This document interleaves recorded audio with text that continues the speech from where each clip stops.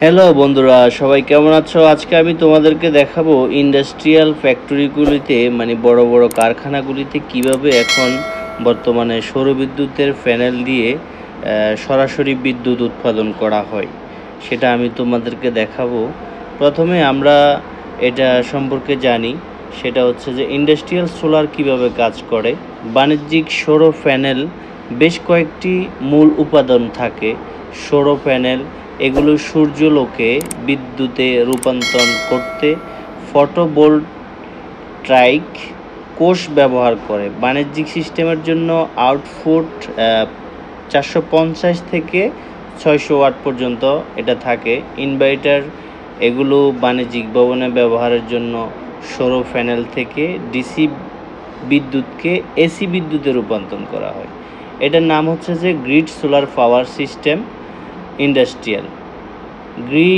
Grid tied on grid system হলো সবচেয়ে সহজ সিস্টেম এবং আবাসিক ও বাণিজ্যিক ব্যবহারের জন্য সবচেয়ে সাশ্রয়ী।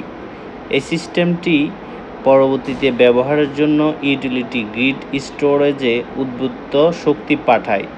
Grid solar power system 500 kilowatt. বাণিজ্যিক এবং শিল্পের জন্য এটি 1784 পিসি 275 ওয়াট বা 1640 পিসিতে উচ্চতা দক্ষতা দেখায়।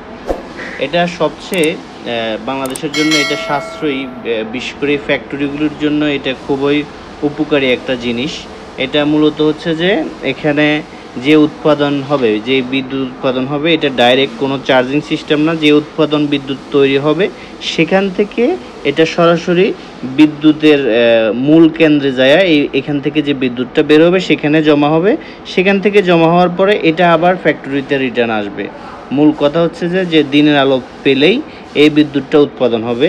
এটাতে ইন্ডাস্ট্রি অনেক লাভবান হবে। তো বন্ধুরা, ভালো থাকবেন।